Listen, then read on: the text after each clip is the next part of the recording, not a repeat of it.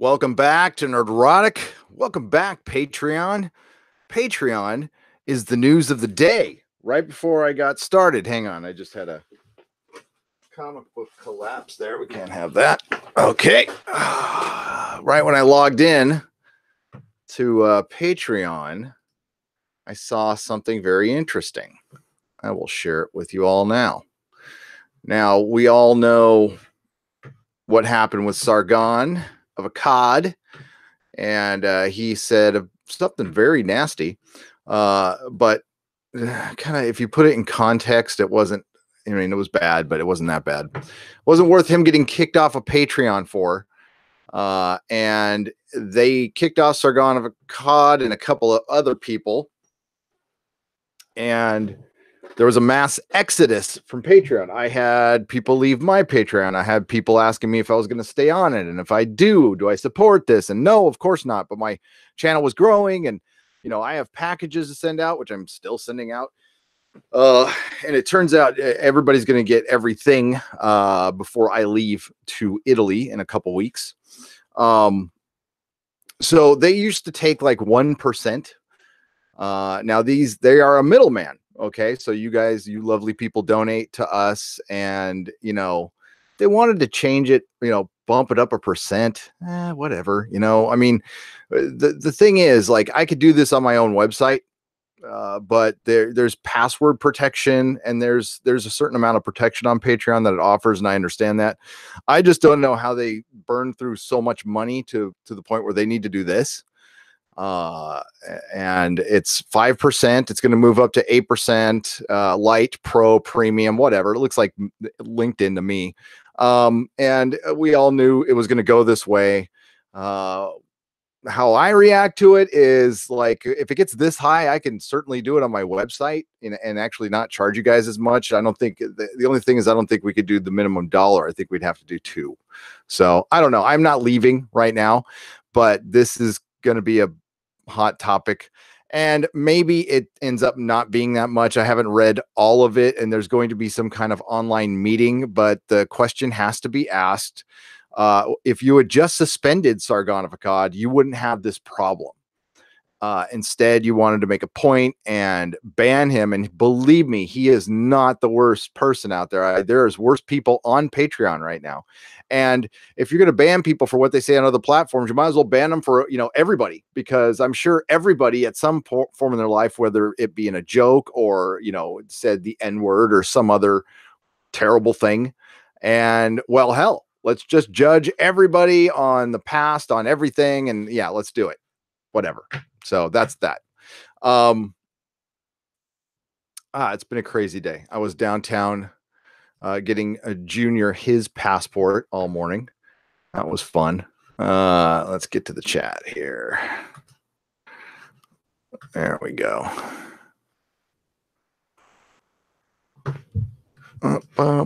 Running errands all morning. That's what I was doing. Running errands. What's up, Chris Persia and Austin Woods and Truth Apocalypse? And who else is in there? I saw somebody, Hunky Chunky Funky Monkey. What's up? And Derek Raju. Is it Raju? Or am I saying that right, Derek? And Jess Reed is here. What's up, Jess? How you doing, man? Okay. So my next video, the one I'm going to be working on right after this, guys and gals, is going to have a visual aid. So what I'm going to do, what I'm going to attempt to do, I don't know if I'm going to be able to pull this off, but I want to try to explain to the normies. It's going to be kind of information you guys already know because you're smart and you're dialed into pop culture. But a lot of people who might come across my videos, not really. I mean, people have tried to explain why comic stores are closing with pie charts and graphs and all that other stuff. I think you can do it with a simple stack of comic books. Let's see here. Yeah, here we go. So we use a stack of by the way, here are my OG Captain Marvel comic books. I got 2 number 1s. Yeah, that's what Captain Marvel used to look like. If you don't know, it was actually a dude, and he did wear that ridiculous green uniform. Yeah, that's pretty good stuff. Some Don Heck art here. Okay, so I never was a fan of Don Heck that much, to be honest with you. So with this stack of comic books, you can see it, right? So what this is 3/4 of the Secret Invasion crossover. If y'all remember Secret Invasion by Brian Michael Bendis, it was a good, like all crossovers. It started out great and ended like crap. And unfortunately, I think that's what's going to happen with that game. I'm sorry, but because, and I'll explain why. So this stack of comic books is 3/4 of the story. If you add like a stack right here, that's the whole entire story. But what you really need to read, 1, 2, 3, 5, 6, 7, 8. That's all you need to really read to get the entire story. It's 8 comics. It's 8 issues. But here is, if you just want to get the main story without the crossovers, but you want to get all the variants.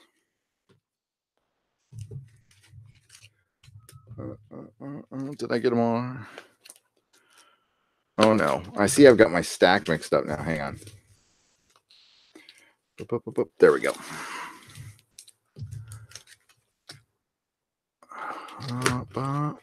Okay.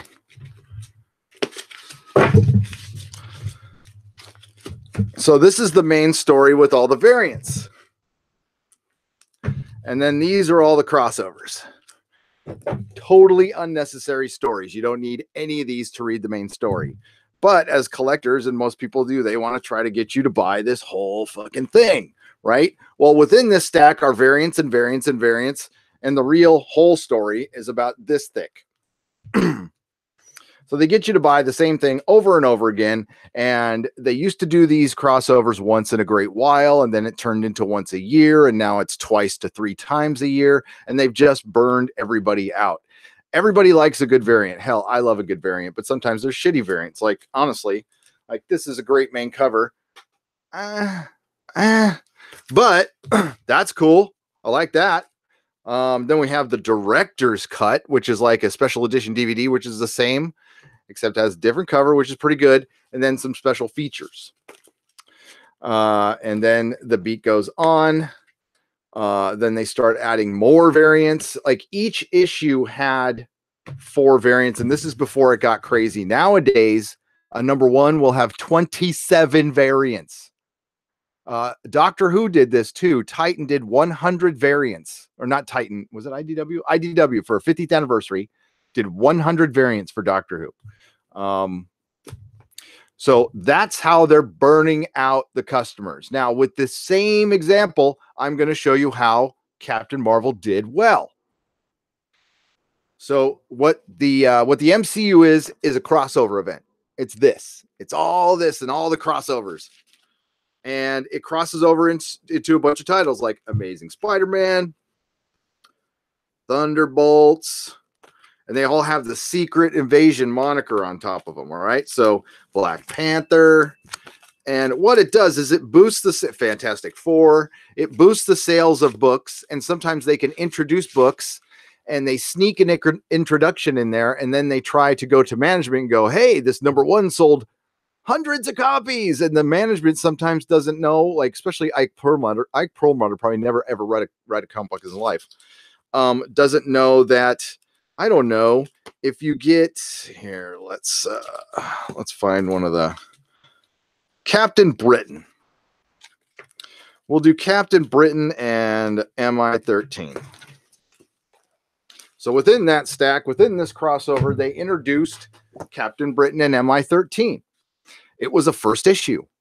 I could even remember how many I ordered. I ordered 120 because we had 120 subscribers, roughly, give or take a subscriber, to Secret Invasion.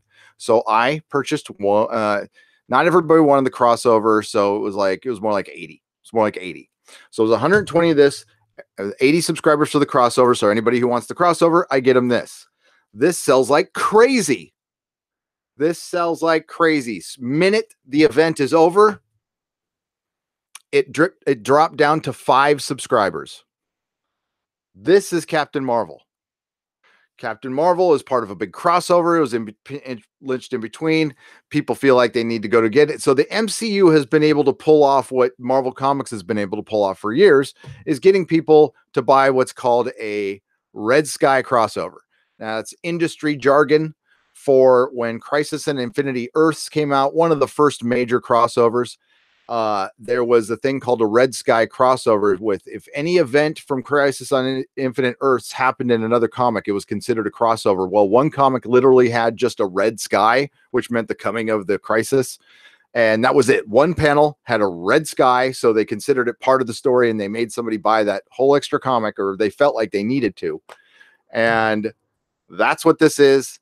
So in one stack of comics, and I'll try to refine that a little bit, that's why the comic industry is failing, and that's why Captain Marvel did well. It is brilliant marketing, and it's also goes to show you that the comic industry is an indicator of what will happen with the bigger companies, just on a much, much bigger scale.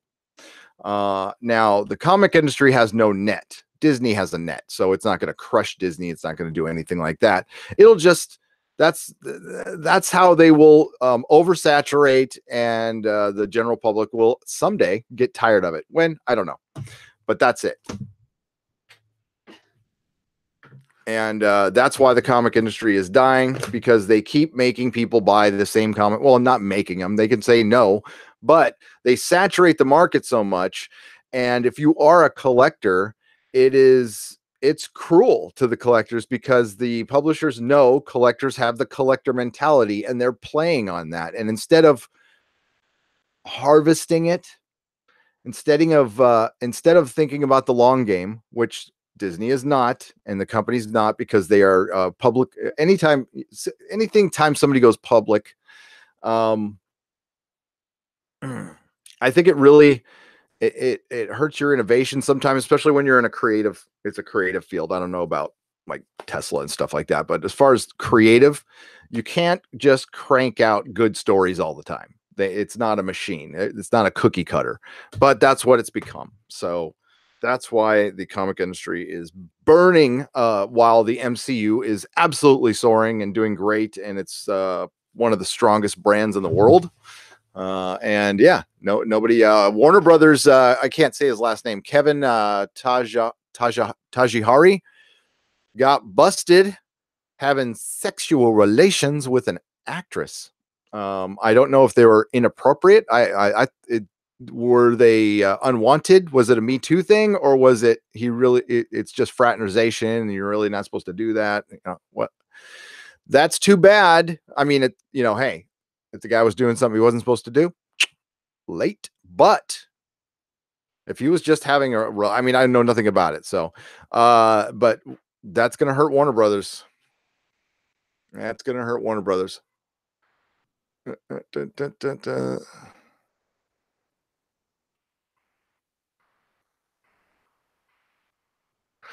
The way you lay it out, it seems a lot easier than I thought. Although I just read trade paperbacks and never had a box at a shop, if you know what I mean. Yeah, the problem is shops can't rely on those. Well, many can't, because they got addicted to the pamphlet. Now, there are the more successful shops diversify and basically run like bookstores. Then that's the kind of comic store that's going to survive. Problem is, then you stop being a comic store, and then you just become a bookstore, and there are big differences. And honestly, that's more how I would run my shop. If I do, I probably won't do I'll probably do pop-ups. I like that idea a lot. That way I can get kind of better locations, and I can move around, because I don't mind moving around, and just be a little hobby toy used bookstore. I like old stuff. I love toys though, so I'll probably try to use the books to supplement me selling toys, because just the margins on toys suck. They just absolutely suck. I think you get 30 at the most 30%. I mean, with a comic book, with Marvel and DC, you get a 55% discount. I mean, that's great.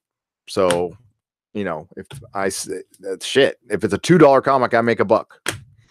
And it's the same for the trades too. The problem is the trade market is just gone to crap. I mean, I just bought, did you guys see that stack of a stack this big of Doctor Who trades I got for $40. If you go on Amazon now, they sell used books. I got a fantastic, no, I got a Amazing Spider-Man omnibus that retailed for $100. It had a rip cover, and I got it for $20. So yeah, you just can't compete with that. So what I would do with trades is I would never buy them from Baker Taylor, who's a distributor, or Diamond. I would just do, that's what I did towards the end of my shop. I just bought used trades. I just put a sign on the window saying I buy trade paperbacks.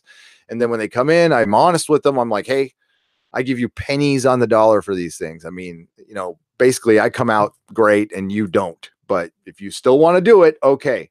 And they did. And honestly, I would give people like $1 a trade, $2 a trade. And then I'd sell them for $5. And man, that did well. That did real well.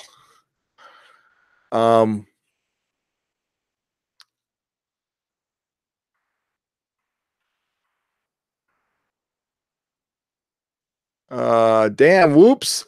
I love the fact that there was exotic at the time stuff like Final Fantasy Symphony CDs or a dope Batman black and white statue or bust. Bummer. Yeah, that's the kind of stuff I'm going to have. That's the kind of stuff I love. So many comic stores are now, I don't know, they're either really small like newsstands or they're like Best Buy. It's and like Midtown Comics is always going to be around. Brian's shop here, Comics Experience, is always going to be around. Southern California Comics, which there was a time where I could have bought that. It was almost for sale, and I know he would have sold it to me. I had the money at the time, but I couldn't move to San Diego. That was the only thing.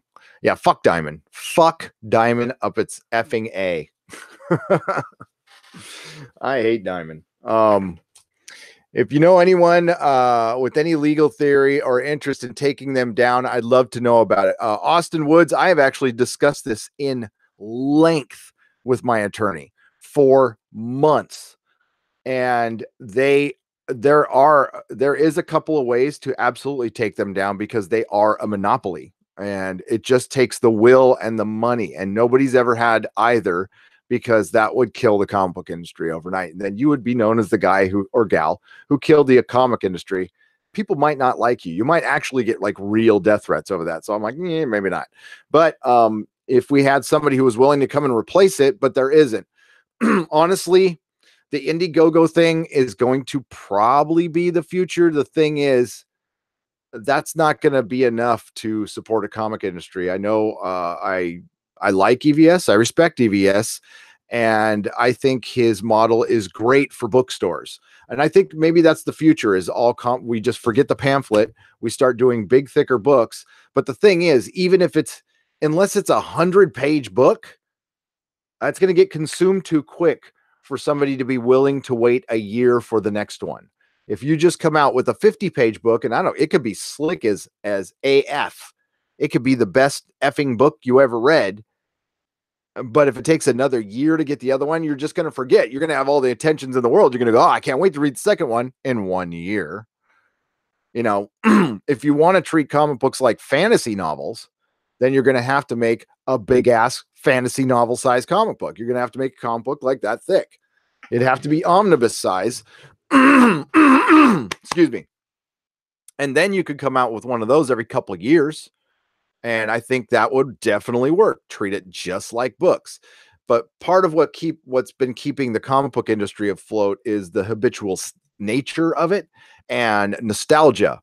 But as I've said for many years at the comic store, anytime you give somebody half, what I noticed even 5 years ago was a good 50% of the customers were burnt out and were just looking for a way out. I can't tell you how many customers, and I had a bustling shop, how many people said, I've got 3 long boxes I haven't read yet. That's a customer on his way out. It's the customers who come in and buy like once a week. They come in and buy like 6 comic books and they read them in the store right there, those are the ones you know you got for life. The ones who have stopped reading the comics have lost interest. And I think it's really hard for some people to come to terms with the fact that they've outgrown comics. And I've had to have this conversation with customers. I've had to have like interventions.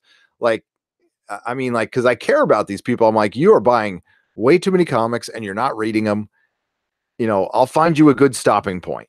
And that's what I used to do. And then they would come in and buy a toy once in a while and stuff like that. I don't want to burn people out. I was getting plenty of new customers as it is. But that's the nature of the beast. And if more companies and owners did that, they would, they would be able to, keep their customers. You might not grow at this crazy rate, but that's the beauty of a small business. I don't have to do 25% better than I did last year. If I did the same, if I had 2 years where I just made the same money, woo, awesome. Because it's me. Doesn't matter,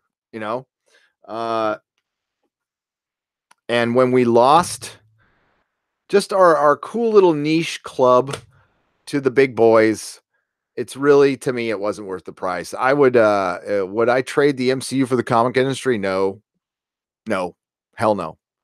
For one, when time passes, and it will, you'll start seeing articles. The MCU was overrated. It really wasn't as great as you remember. Because this shit is so fucking predictable. Because that's clickbait, and it's also the truth. People get caught up. They become prisoners of the moment. The ESPN phrase that I love. Prisoners of the moment. And that's what people who love Captain Marvel are involved in, because just, again, independently, without the politics, it's a bad movie. I mean, it's just bad. It's the story structure of it is bad. I am working on, since I'm like unlisted right now, I can talk about this. I'm sailing the high seas to find me a copy, and then I'm going to do a breakdown. And because I'm thinking about collaborating with somebody on this too. Now I'm not going to show that, of course, but I'm going to need it for my breakdown. I mean, like, because I'm not going to go watch it again unless I have that copy. And yeah, it's just prisoner of the moment.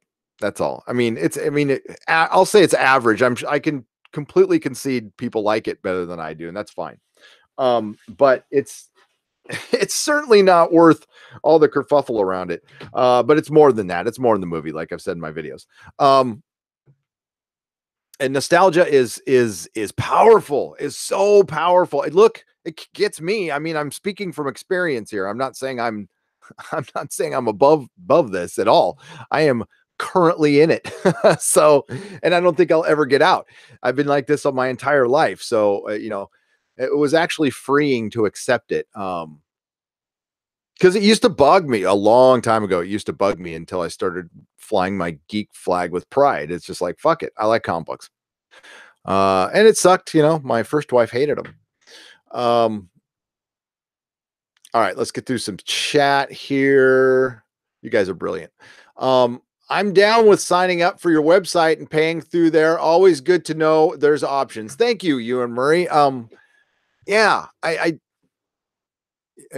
what we need to do is we need to have a big old hangout. Maybe I'll jump on Discord. I still have the Discord up, and maybe we can jump on there and talk about it, or do a hangout and talk about it. So the plan is either Saturday or Sunday. I got to talk to Mrs. Nerdrotic, and let's have a conversation about it. See what you guys think. I need some advice here. Because listen, there's no instruction manual for this, so I have no fucking idea. The website, I've always had the website, and it was always the intent. The only reason I got the website was so I could put my podcast on iTunes. That was the only reason I got it. At the time, that was the easiest way. Now, Podomatic came along and all that shit. But I mean, like, at least this is mine, and I can do with whatever the hell I want, pretty much. And honestly, there's more stuff I can do there that I could do here, but I don't want to spread everybody out, and course I need income, but I don't want to come off as an e-beggar, and I don't want to be greedy. I just need what I need. I don't need, yeah, like I said, I'm not the greediest person in the world. Clownfish do their own website. If you go for a different method, I will happily support you instead of Patreon. Thank you, the Hunky Chunky Funky Monkey. I love Clownfish. They're great. They are great. They actually did the best video on Patreon, in my opinion.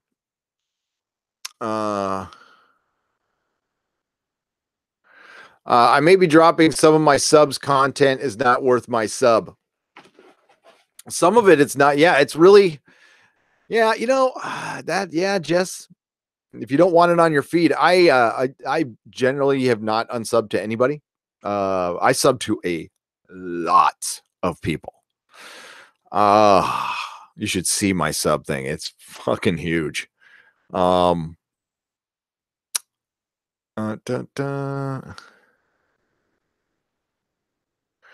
I tried to do too much at once. That's a big factor in my depression. Yes, because what happens is I overplan, and then I don't meet those goals, and then I want to punish myself for not meeting unrealistic goals. That's why in the program, it's a really dumb saying that makes a lot of sense. It's keep it simple, stupid, and I need to remember to do that. And I have spent weeks trying to simplify this channel, and it's working now. It's actually working. So part of the content you're going to get here is just going to be, I'm going to try to kill two birds with one stone. So that's why I'm like, well, I'm going to start with the watch parties again. We might as well talk while I am, and I'm the kind of person that, like, I talk through movies and TV shows all the time. That's why certain friends won't see movies with me and Melissa, because we talk through the movies. We're bad like that. And, so I'm going to watch Orville and Star Trek and American Gods and Game of Thrones. And yeah, what else am I going to do? Oh, I think the Daily Nooner might change later to every morning I get up and I go through the news and have my cup of coffee, and maybe I'll just do like a little more while I'm doing that routine.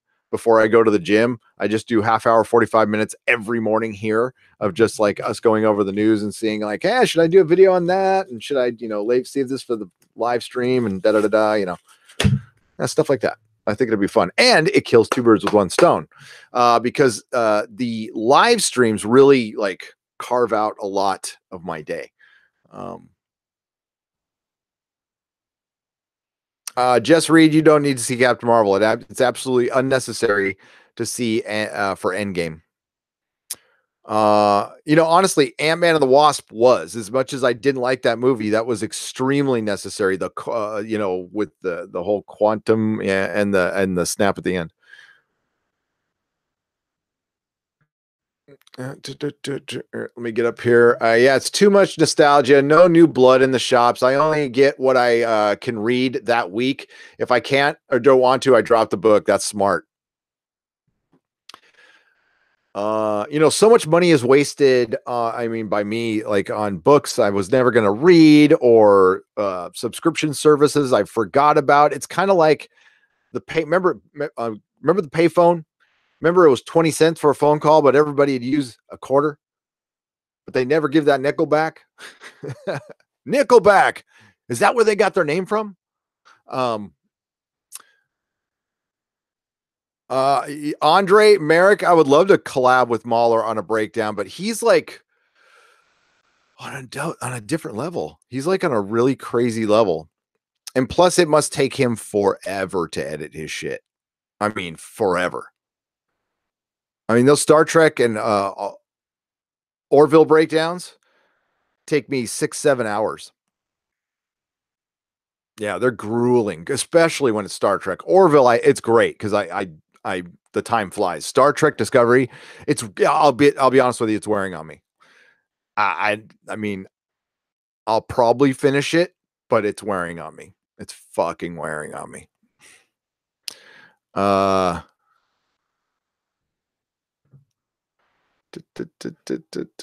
Austin Woods. You said no offense. You would never offend me, Austin. I don't get offended. I don't. I mean, like, I really don't. Uh,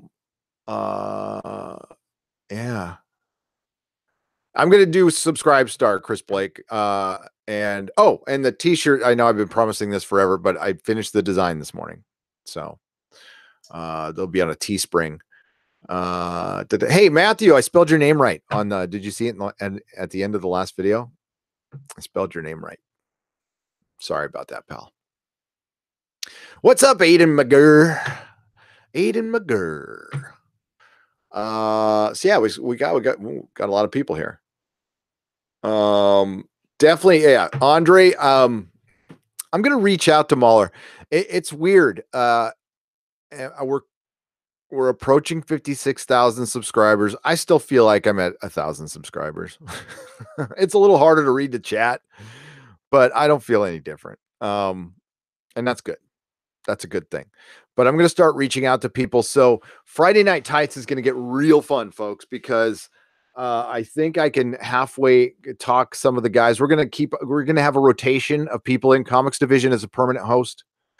And we're going to rotate in Odin, Josiah, that Star Wars girl, pretty much everybody from the Phantom Menace, Jeff, of course, Jeremy, EVS. I need to talk to EVS. I need to talk to EVS. We need to talk comic books. And God, other people, JP from Egotastic Fun Time, the Popcast. I like those guys quite a bit from the Popcast. I want to get them on. Oh shit, I'm supposed to Dave Cullen. So Dave Cullen was in the chat yesterday and said he wants to talk. So I definitely, that's kind of highest priority. And then I'm going to reach out to Richard Dolan. I mean that I'm going to send him a message and, just say, hey, I mean, I can't pay anything, but I'd certainly promote anything you want. If he's got a new book out, I'll promote it for like a month on my channel or something like that. If he would come on. By the way, I keep missing, I guess some people want to actually sponsor the podcast. Here's how I feel about that. I don't really want to do it. If it's one of you who wants to who's a patron and wants me to shout out something, no problem. Even if it's a longtime subscriber and you're not a patron, no problem. Selling a product, I don't know. I mean, honestly, it'd have to be a lot of money. It'd have to be a lot of money. I just don't want to do it. I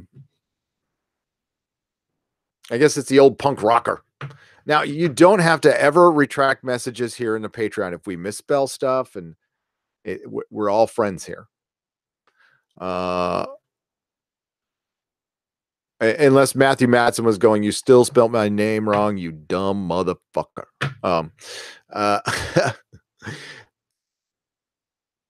Oh, that's nice, Matthew. Well, you guys are brilliant. Here's what I promise to do: not steer you wrong, okay, and not oversaturate you. Your support means the world to me. I'm telling you right now, this little journey I've been on in the last 5 years of kind of like rising from the ashes has been rough as hell and a learning experience, but I'm certainly glad I went through it, and the payoff was wonderful. It was totally worth it. So yeah, hopefully we can keep it going and have fun. And yeah, I'm gonna sling some stuff, but I'm also gonna have fun. I can't wait for the Expanse. I read an article, guys. I got some bad news about the Expanse. I mean, listen, it's coming back. It's gonna be great. So it's all good. We just gotta wait. It looks like we are getting it this year, but I read an article and the wording pretty much said it's much later in the year. We're talking November. So we got a long wait ahead. And that's okay. I was kind of hoping something would pop up in the summer, but we'll see. Got some good movies coming out. I'm going to be watching, what is it? In 4 days, I'm going to go see Shazam 2 weeks early. Very excited about that.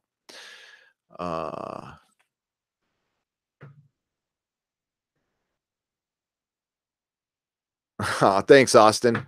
That's a nice thing to say. Gotcha. Gotcha. Thanks, man. What's up, demonic bioman? Pete should throw a couple of cups your way for free advertising. The ladies and the dudes over, they take care of me. They're really nice. Really nice. I'm in there every single morning at the same time. They have my coffee ready, and Sylvia and Russell are good people. Really nice people. Sylvia, I think, has more tattoos than I do. She's got a lot of tattoos. But it's San Francisco. 7 days to the new book, Chris Blake. I know. So the plan is, I don't know how many of you are going to get it, audiobook, reading it, whatever. I'm going to review live on the main channel at first, a couple of chapters. Then, of course, I'm going to do the unlisted thing, and then it'll be here, and it'll eventually move to just Patreon exclusive. And we're going to like read a couple of chapters. And then later on in the year, once I'm done with all my obligations, I want to talk about a book club for that. Farscape is now going to be on Amazon Prime, and I'm glad I really dragged my feet on doing Farscape reviews because, well, as of right now, you can watch Farscape on Amazon Prime, and that way other people can too. Let's make sure it's on there. So they did a new HD transfer, apparently, and I wonder if we're going to be getting a Blu-ray or something like that with that. Oh, there it is. It's only season 1.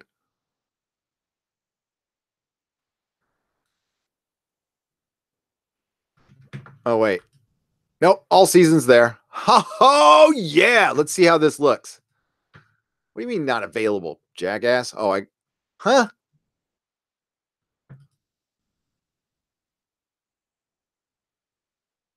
Why is it not available?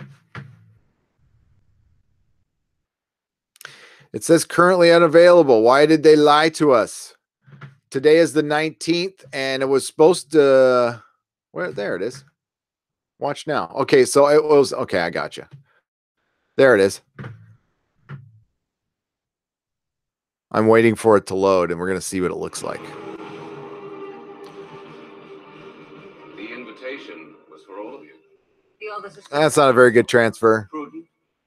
That's a shitty transfer. Now, that might be my internet. Here, let me turn down the sound. Unarmed as I requested.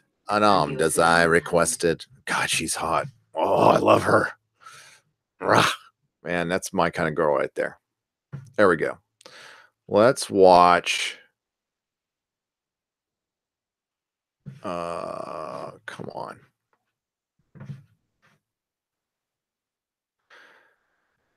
Yeah, I don't know what they're talking about transfer. It's 4x3. It's got artifacts everywhere. Yeah, it's 480p. That's disappointing.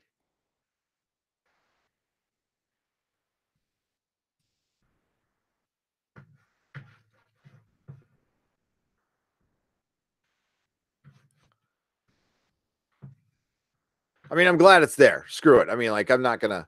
Let's just look at her for a minute because I just like that. You know, definitely not. I mean, like, there's that's just the kind of girl I like. It's not a classic beauty. It's a I'll kick your ass beauty. I don't know. And just, that quote that was there is there may be weapons on board we can use. I mean, like, that's the kind of language that goes straight to my heart, it's not nearly as bad as the Babylon 5 transfer is crap, man. I went and looked at that, and Claudia Black. I mean, she still looks great. So there were all the women in Farscape were beautiful in their own way. Really. 480p, yo. Man, I am so glad I did not throw away all my VHS tapes just for the covers. I found a box of them yesterday. I mean, I've got so I have Star Wars, like the original cuts on VHS.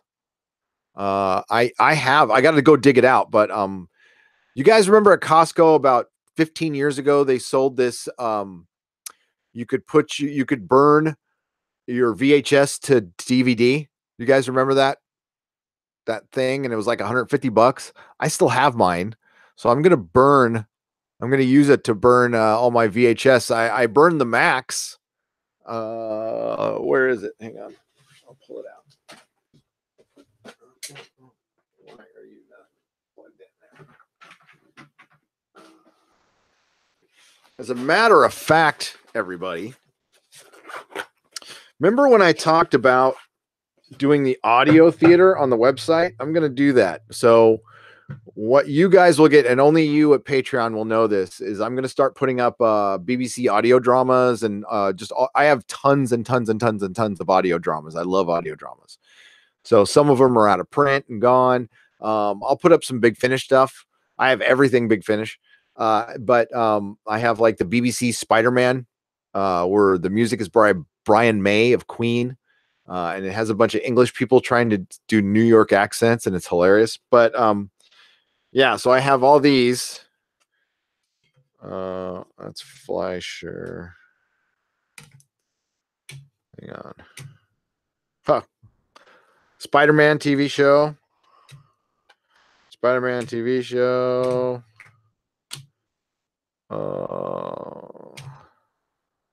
That's my basketball tournament. Hang on.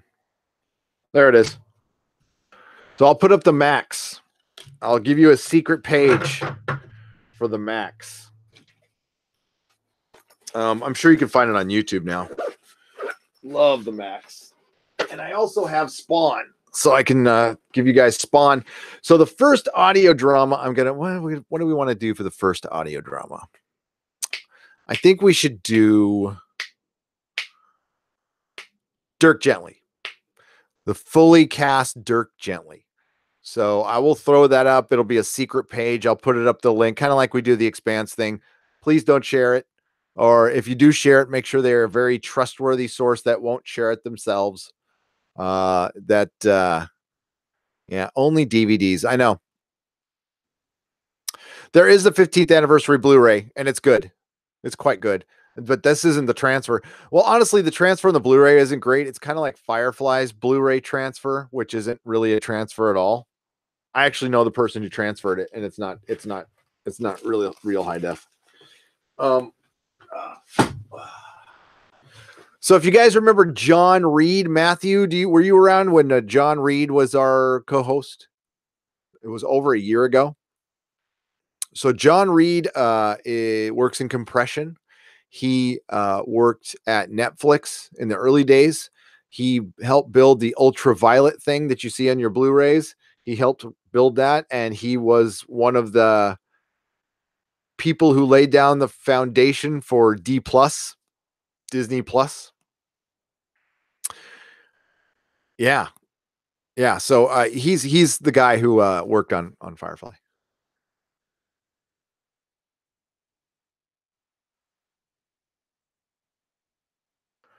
They could, Andre, but it's on my website. So,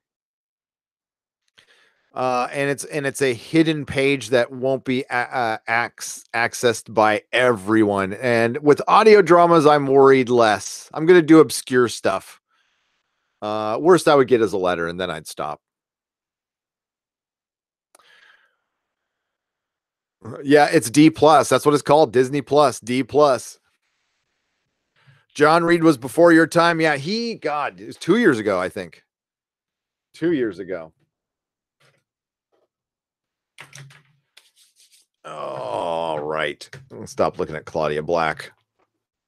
Well, I'm very happy Farscape is on there. That's good. Now everybody can, well, not everybody. Anybody's. I think a lot of people have Amazon Prime. Yeah, I'm sorry I didn't keep American Gods up on the channel, and I'm super behind on the website. I plan on getting caught up today. I've got like 7 or 8 things to post. So unfortunately, they're not all going to hit Twitter, or people get mad because I'll be barraging Twitter today. Exozone is going up.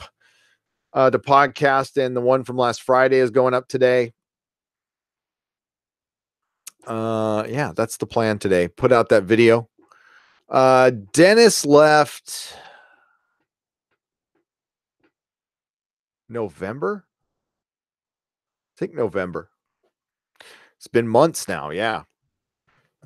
And Susan left, what, a month ago, 3 weeks ago, 2 weeks ago?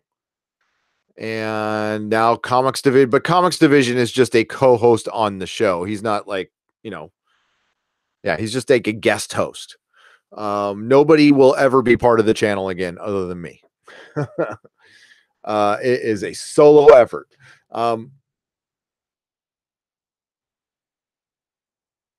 Sounds like Marvel stuff will end up on Hulu, 60% Disney owned as of Wednesday. Yep, you're right. And that could, I mean, honestly, why do you need a Disney Plus when you have Hulu? That's the question I have. Is they've spent $1 billion on Disney Plus, and now they have a platform that could just handle all that shit. Unless they are going to use that for everything else, and then Disney Plus just for Disney, and get more money, basically.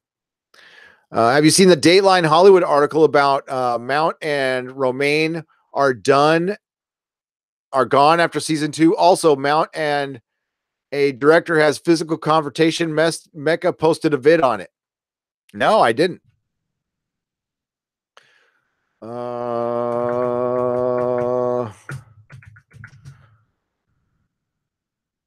Let me see. Dateline, Star Trek.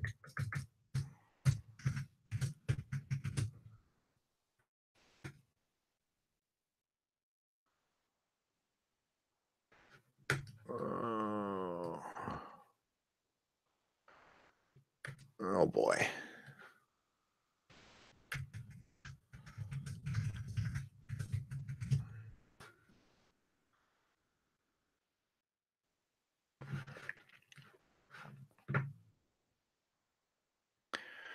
Well, how's that going to do the show any good if he's gone? I figured he was gone.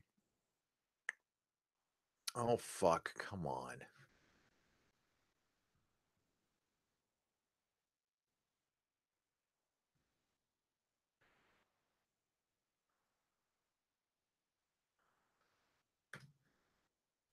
How could Romaine exit when she was never there?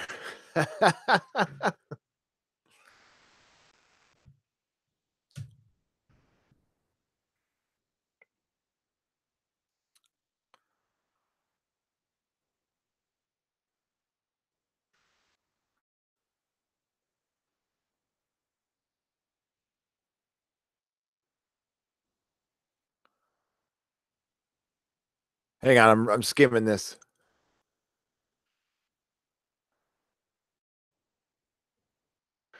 Meanwhile, with production of season 2 of Discovery now wrapped in Toronto, Mount was involved in an on-set physical altercation last August of last year with the director while filming an episode. The incident reportedly stemmed from a discussion of a scene and Mount gesticulating and pointing when he was the action of the scene question and acting out the scene before the cameras were turned on. The actor's hands made physical contact with the director.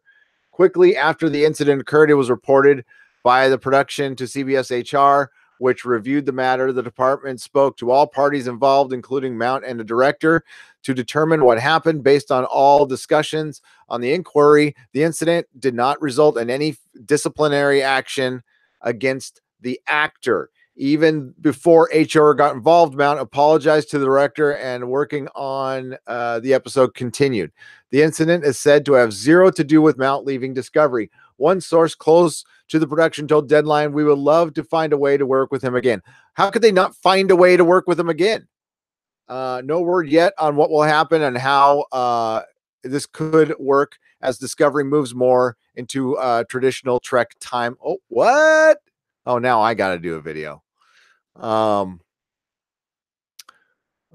won't watch Mechas, so I'll have my own ideas for this. Co-director, producer. This season, we get inside his character in a way. Yeah, this show's done.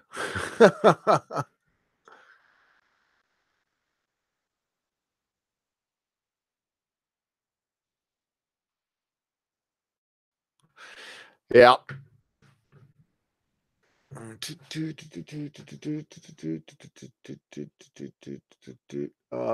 Yeah, how can Rebecca Romaine like be gone after, I don't get that. Discovery co-creator, executive producer.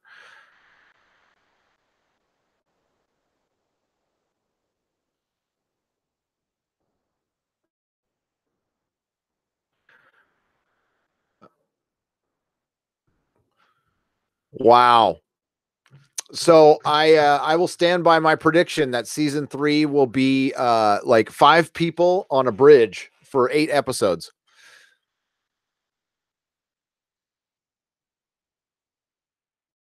Yeah, so they're saying his hands were flailing around and it accidentally hit the director. Bullshit. They got into a fight. They got into a fucking fight, and he probably got tired of like apologizing to Michael Burnham. That's my guess. Yeah. She was on screen for, honestly, it was like a minute or two, and she ate a cheeseburger.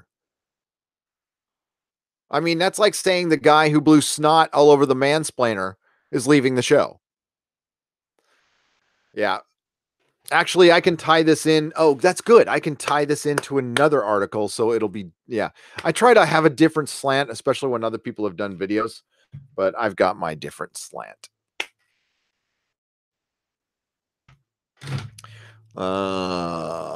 Let's see if my,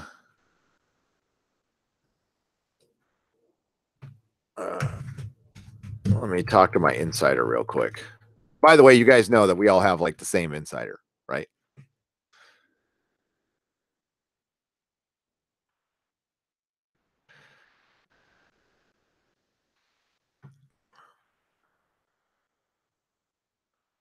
Um,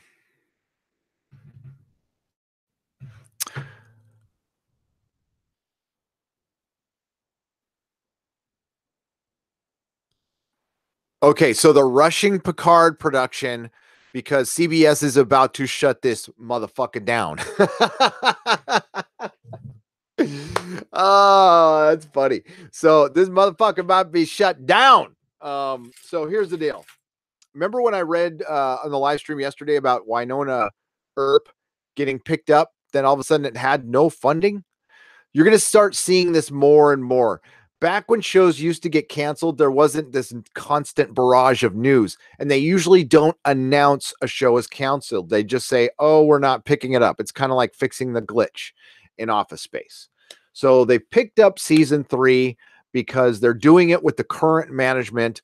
But if new management comes in, you can fully expect for much of this to get shit canned. I do not think now my source insists, and I believe him, that the Picard series in trouble. It is my belief, even going against what he's told me, that they will not let the Picard series. They'll that thing will air. It will absolutely fucking happen. There's no way you could pull the plug on a Picard series. That would make you look so bad. Star Trek Discovery, by all accounts, should have been canceled by now. And it's only because they're in the streaming wars they keep it open. No show that has gone through this much shit this side of Walking Dead, but Walking Dead had fucking ratings. This show does not. It costs a ton of money. And yeah, this is it. So, all right. So we've gone on for about an hour. Let me read a little bit of chat. It's toast. Winona Derp. Winona Derp.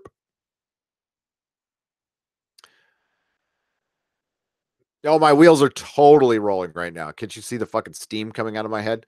Yeah, I'm like formulating my video right now. And this is the process, guys. I don't write my videos. I don't write a single thing down on a piece of paper. I turn on the camera, I start talking. If I don't like it, I'll say something else. And that's it. Clever editing and boom.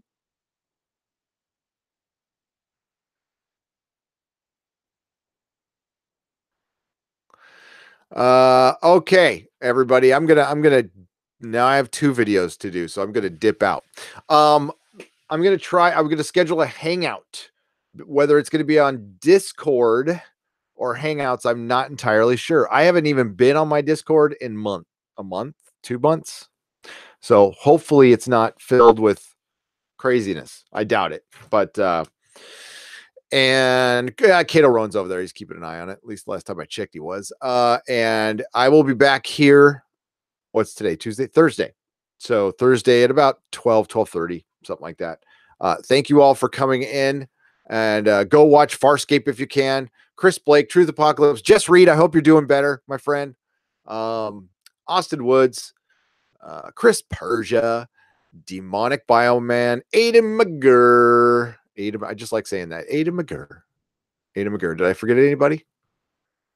The Hunky Chunky Funky Monkey. Can't forget the Hunky Chunky. I hope you're feeling better too. Matthew Matson. Yeah. If I missed anybody, I'm sorry. Chaz Stokes. I see you in there. And Derek Raju still in there too. Okay. Yeah, I'm going to record a video real quick. And then, I'm actually going to do 2 now. We'll see how the algorithm likes that. And then I'll be back with the Nooner tomorrow. Then I'll be back with the Nooner on Thursday. And we'll have the t-shirt rollout tomorrow. So that should be fun. All right, everybody. You all have a great day. You're welcome. Yeah, I'm like, I got to record this video right now. And I will catch you later. All right. Take care. Have fun. And kick ass.